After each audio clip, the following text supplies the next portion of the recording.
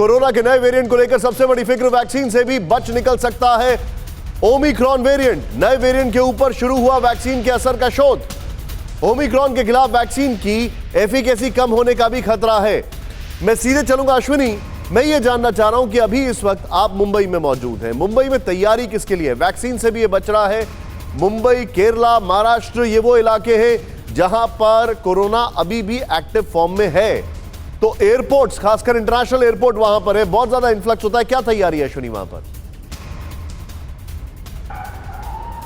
जी देखिए, खासतौर पे दक्षिण अफ्रीका से आने वाली जो फ़्लाइटें हैं उसमें जो भी यात्री आएंगे, बीएमसी ने तय किया है उन सभी यात्रियों का टेस्ट किया जाएगा।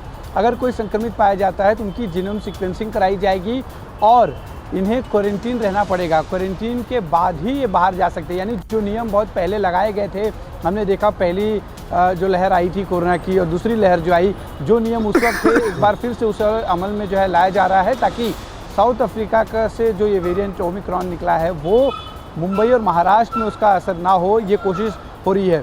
इस बीच बीएमसी की एक 5:30 बजे बैठक होने वाली है, उसमें और भी चीज़ों पर जो है संज्ञान लिया जाएगा, क्योंकि कुछ दिनों पहले ही महाराष्ट्र सरकार ने फैसला लिया कि पहली से लेकर चौथी तक की स्कूलों को खोलने का परमिशन जो है सरकार ने दे दिया है।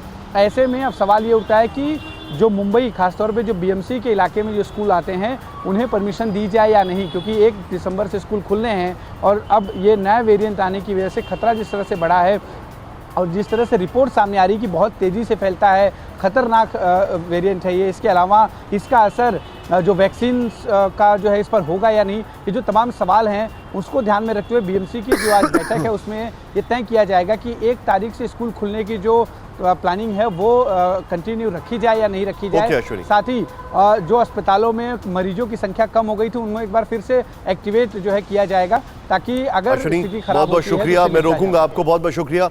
हमारे जितने भी दर्शक हैं अब जरा ध्यान से देखिएगा, हम आपको ये बताने वाले हैं कि ये नया वेरिएंट बना कैसे और ये कितना खतरनाक है। डॉक्टर मिश्रा के पास मैं आने वाला हूं, लेकिन जरा ध्यान से देखिएगा हमारे जितने भी दर्शक हैं, ये जो चिंताजनक बात है इसको समझना बहुत जरूरी है। सीधे प्ले ऑन करें इसको। यहां पर देखिए, सबसे पहला सवाल हमारे मन में यह आता है कि क्या इस वेरिएंट पर वैक्सीन असर नहीं करेगी?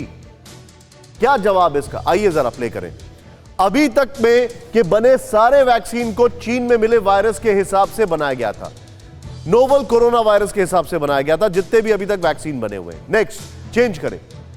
यह स्ट्रेन मूल वायरस से अलग है, मतलब जो मेन वायरस था उससे अलग है ये, इसलिए हो सकता है कि इस पर वैक्सीन इफेक्टिव ना हो। इसका सबूत भी मैं आपको दिखाने जा रहा हूं। नेक्स्ट, ओमिक्रॉन पर इफेक्टिव हो भी जाता है तो उसकी एफिकेसी कम हो सकती है।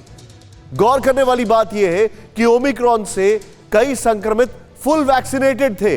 अब जरा ध्यान दीजिएगा इस पार्ट पर। इजराइल में मिले एक संक्रमित ने फुल्ली वैक्सीनेटेड के अलावा बूस्टर डोज भी ले रखा था, फिर भी उसको यह वाला वायरस हो गया। मतलब एक वैक्सीनेटेड जो था इजराइल में, उसने 2 डोज एंड बूस्टर डोज दोनों ले रखा था, फिर भी हो गया। अब आप सभी के मन में यह सवाल होगा कि कहां से आया कोरोना का नया स्ट्रेन ओमिक्रॉन? अब इसको देखना बहुत जरूरी है। जूम इन करें यहां पर जरा। कोरोना का ओमिक्रॉन वेरिएंट के ओरिजिन को लेकर अभी कुछ भी स्पष्ट नहीं है, लेकिन आशंका यह है, चेंज करें, कि यह किसी ऐसे शख्स से फैला है जो HIV एड्स से संक्रमित था। मतलब उसको कोरोना हुआ, उसको ऑलरेडी कोमॉर्बिडिटी थी HIV से, और वहां पर इसने म्यूटेट कर लिया। नेक्स्ट, चेंज करें। 2020 में दक्षिण अफ्रीका में मिले बीटा वेरिएंट भी एड्स संक्रमित से फैला था। दक्षिण अफ्रीका के प्रिटोरिया और आसपास के इलाकों में सबसे पहले संक्रमण बढ़ा था।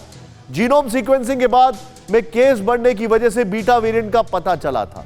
यह बड़ा चिंताजनक है। राहुल, सिर्फ पहला ग्राफिक्स लेंगे, मैं सीधे चलूंगा डॉक्टर मिश्रा के पास पहला ग्राफिक्स और शॉर्ट्स के साथ। डॉक्टर मिश्रा, इजराइल में एक आदमी ने double dose plus booster dose लिया, फिर भी उसको यह वायरस हो गया। अब हम ये जानना चाहते हैं कि क्या ये वायरस जो है वैक्सीन को भी एस्केप कर रहा है? टू अर्ली टू से, लेकिन लोग कैसे बचे?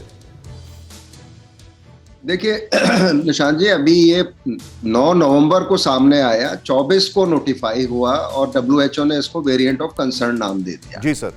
क्योंकि फैल बहुत तेजी से रहा था, लेकिन अभी हमारे पास ये आंकड़े नहीं है दक्षिण अफ्रीका से भी कितना हॉस्पिटलाइजेशन, अस्पताल में कितने भर्ती हो रहे हैं संक्रमण वाले, कितना गंभीर हो रही है इसकी रोग कोविड का इस वेरिएंट की वजह से, क्या मृत्यु दर है, ये सब अभी बातें आनी बाकी हैं।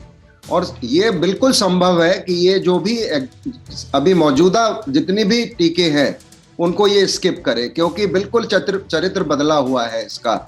और ये काफी संभावना इसकी होगी कि ये बिल्कुल भी सारी वैक्सीन को स्किप करे, इंक्लूडिंग मैसेंजर आरएनए वैक्सीन, क्योंकि इसको फिर से इसके लिए, जैसे आप इन्फ्लुएंजा के जितने स्ट्रेन हैं सबके लिए तो वो वैक्सीन कारगर नहीं होती है, कुछ ही स्ट्रेन के लिए कारगर होती है। इसी प्रकार से जो डेंगू वैक्सीन बनी थी कभी, वो भी कुछ वेरिएंट्स के लिए काम करती है। एचपीवी की वैक्सीन है, वो भी कुछ वेरिएंट्स पे काम करती है, बाकियों पे नहीं करती है। तो ये बिल्कुल संभव है कि ये ओमाइक्रॉन वाली जो इन्फेक्शन है, संक्रमण है, वो वैक्सीन को स्किप करे। लेकिन ये भी हो सकता है, क्योंकि फैमिली एक है, तो जो टी सेल इम्यूनिटी हम लोगों में बन जाती है वैक्सीन के द्वारा, ठीक है, कुछ लोगों को तो होगा। जैसे डेल्टा वेरिएंट में भी जो कोवैक्सीन के आंकड़े आए हैं, अभी लांसेट वाली स्टडी जो पब्लिश हुई है कि 50% असरदार थी, तो 50% असरदार भी बहुत अच्छी मानी गई। तो यही बात ओमाइक्रॉन के साथ भी होगा, लेकिन अभी इसका उत्तर किसी के पास नहीं है जब तक ये लैब में हमारे वैज्ञानिक इसको अनुसंधान करके नहीं पता कर रहे थे, शोध करके, कि क्या वैक्सीन इसमें इफेक्टिव होगी, असरदार होगी या नहीं होगी। तो अभी लेकिन डॉक्टर साहब, जल्दबाजी है, थोड़ा कुछ कहना। चीज इसको समझा तो दिया हमें, जो अभी तक समझने का हमें बहुत कम जगह से रास्ते दिख रहे थे, कम से कम आपने इस पे क्लियरली हमें बता तो दिया कि क्या क्या इसमें प्लसेस और माइनसेस हैं। इसके लिए बहुत बहुत शुक्रिया डॉक्टर साहब आपका। आप मेरे साथ बने रहिए। परवाह देश की, सोमवार से शुक्रवार रात 10 बजे TV9 भारतवर्ष पर।